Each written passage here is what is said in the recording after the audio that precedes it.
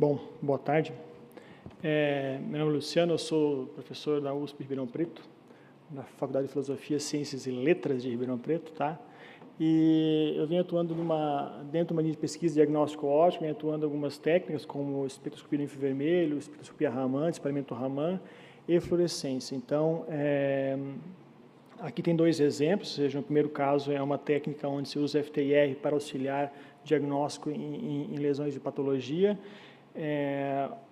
e o segundo é uma que você já tem uma instrumentação para você fazer algum diagnóstico intraoperatório, ou in situ, ou ex vivo, alguma amostra que você tenha recém-extraída do seu paciente, né? Então, eu vou fazer apenas a apresentação do primeiro trabalho. É um trabalho que vem desenvolvendo junto com o grupo francês. Eles são especialistas numa metodologias numéricas, né, que nos auxiliam a interpretar esses dados, então esse contato surgiu dessa maneira. E também eles têm um banco de dados de amostras de colo interessante, então a gente aliou a eles e conduzimos esse trabalho, e em resumo é um trabalho de doutorado de um aluno meu. E basicamente é uma técnica de espectroscopia de absorção, né? Então você tira um espectro de absorção típico de um tecido como esse, na região do infravermelho, né? Só que a grande característica é que você usa um microscópio para isso. Então aquela imagem onde você tem uma imagem típica de HE, onde o patologista usa para você fazer um diagnóstico baseado em informações celulares, né? Você pode pegar essa mesma imagem sem corar, né? Sem colocar HE, e numa janela própria, que seja transparente para o infravermelho, você tira um espectro, uma imagem como essa, onde você vai ter um espectro, como eu mostrei anteriormente, para cada pixel. Então, se depende da sua imagem, você vai ter lá seu 1000 por 1000, né? Quase, sei lá, 1 milhão de espectros numa imagem grande, ou seja, meio milhão uma imagem pequena, e você consegue tirar informações bioquímicas desse tecido. Então, essa é a grande vantagem comparado com o diagnóstico do patologista. Ou seja, o patologista ele é eficiente, ele é bom, ele faz aquilo lá, mas ele tem talvez ele perde informação que ele não se baseia em informação bioquímica. Então, essa é a grande vantagem dessa técnica.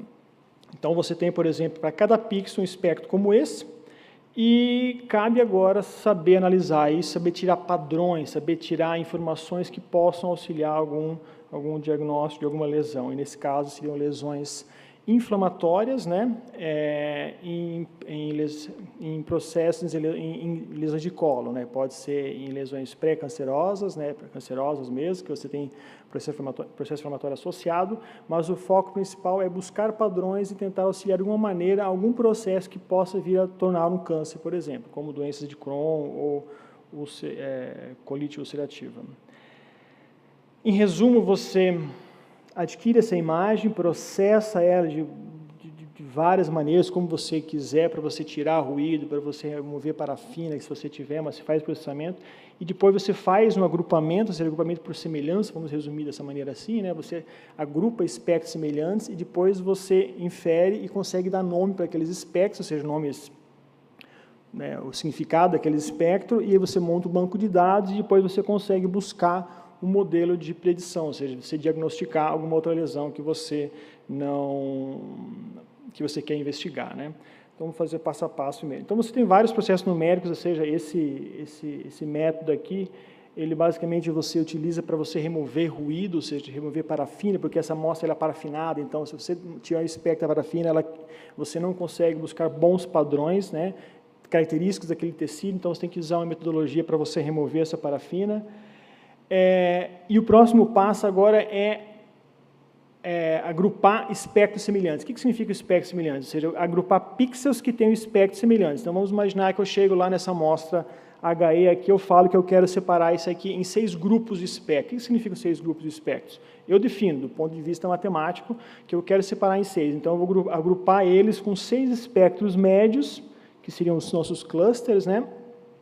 E vamos fazer isso não para 6, vamos fazer isso para vários, né? Então, você tem uma imagem típica de HE, e aqui uma imagem típica de que você extrai desses clusters. Quer dizer, então, cada pixel amarelo aqui, ele é próximo entre si, mas diferente dos pixels com cor ciano. Então, você pode fazer isso para 2, para 4, para 6, para 20, para quantos clusters você quiser. E por que a gente faz isso? Porque a gente faz várias opções, leva essa informação agora para o patologista, ele compara com as informações celulares, e a gente acha o melhor número de grupos que correlaciona a informação patológica. Então, por exemplo, nesse caso aqui foi a amostra com foi amostra com 6 clusters. Então, o patologista falou que isso aqui é a melhor clusterização que você fez para correlacionar com as informações patológicas. Por quê? Por exemplo, aqui embaixo, ele viu que tinha umas alterações teciduais características de processos inflamatórios, que a gente chamou aqui de folículos linfóides. Então, isso aqui é o papel do patologista, ou seja, dar informação, o que é aquela lesão, qual que é o melhor número de clusters, o que cada cor representa. Então, até agora, a gente faz processamento matemático, entra com patologistas colaboradores e monta um significado para essas cores, né? Além disso, tem um dendrograma também que você consegue assimilar. Então, por exemplo, se o patologista não classificou um vermelho, se ele não classificou um ciano aqui, eu posso falar que esse ciano é igual ao verde. Nesse caso, classificou. Mas se não tivesse classificado, você vai lá matematicamente falar que é igual, tá? Fazendo isso agora para uma centena de amostras, né, você então consegue montar um banco de dados, você consegue treinar o seu programa, né? Então, no nosso caso aqui, nós pegamos amostras com câncer, com processos inflamatórios e tecidos sadios. Então, a inflamação ela existe nesse grupo aqui e também existe nas amostras com câncer, né, que você tem regiões inflamadas em torno das regiões cancerosas, né? Fazendo isso, então, isso é um trabalho extensivo, exaustivo, né, que precisa ser feito, demora, é um projeto longo. E pegamos essas informações que os patologistas nos fornecem, né, pega apenas as classes que realmente têm significado, não está aparecendo aqui, mas essas cores aqui são estruturas criptas, processos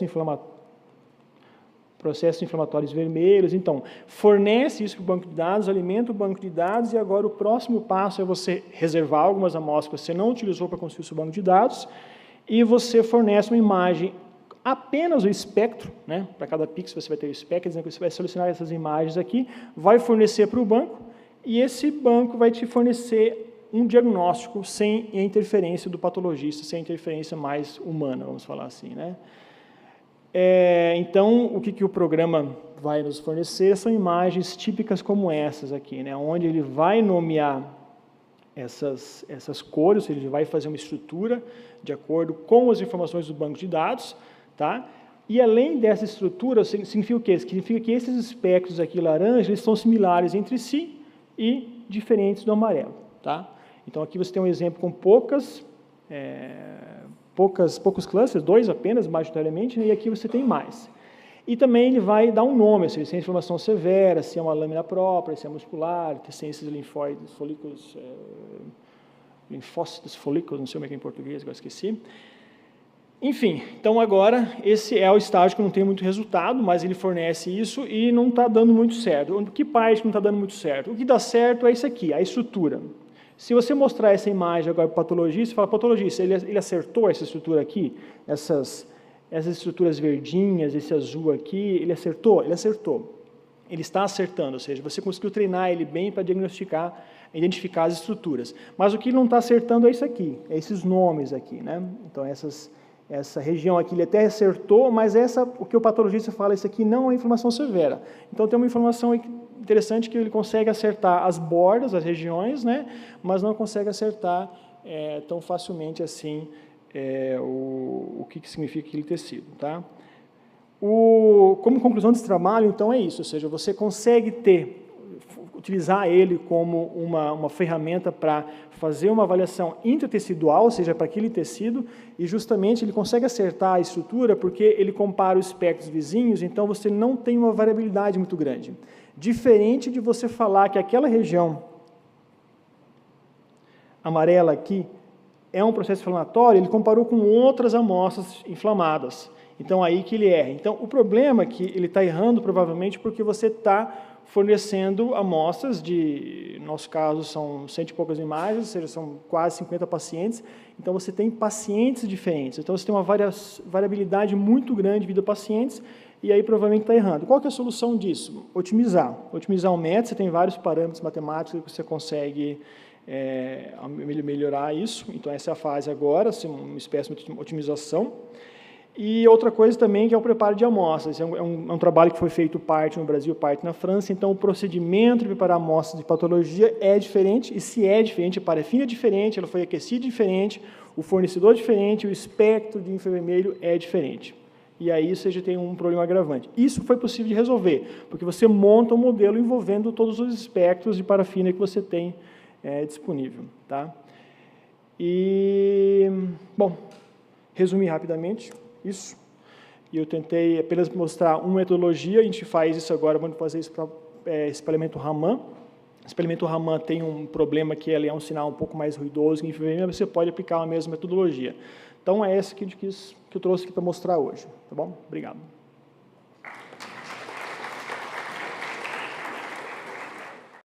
Você tinha um projeto dentro do nosso centro que era medida de ultravioleta para aplicações médicas, etc. Sim. Eu não trouxe nada, mas assim, eu tentei por causa do tempo, né? Mas assim, nós temos um laboratório de apoio, né, para isso, né? No nosso último encontro, deixei claro isso, que nosso laboratório ele pode, estou fazendo trabalho com LAT também, de disponibilizar um laboratório que você possa caracterizar qualquer fonte de radiação ultravioleta ou no visível, né? Para que você atender, ou seja, aplicações biológicas ou não, né? Mas que tenham uma dosimetria curada. Então, o que se corresponde à dosimetria curada? O que a gente faz no laboratório lá? Caracterização de LEDs, a gente monta placas, ou seja, a gente faz uma caracterização de LEDs desde a sua compra até a confecção final. E também tem um outro trabalho que a gente desenvolve bastante para você estudar a resposta espectral de um evento biológico, né, que a gente chama isso de espectro de ação biológica. Por exemplo, você usa um LED vermelho com uma amostra A e depois você passa por um LED laranja e o efeito é diferente, ou seja, você pode mensurar esse efeito porque você pode determinar o espectro de ação biológica, ou seja, ver como que é a resposta disso. Então, eu acho que o que o Vanderlei quer dizer assim, que eu também trabalho nessa área, né, e estou aberto, inclusive, a colaborações, ou seja, essa área de ultravioleta ela é bem mais propensa a colaborar no grupo do CEPOF, né, porque é um laboratório de apoio para cálculos e medidas espectroradiométricas, que a gente chama, né, dosimetria em UV visível. Certo? Muito obrigado. Vamos agradecer de novo.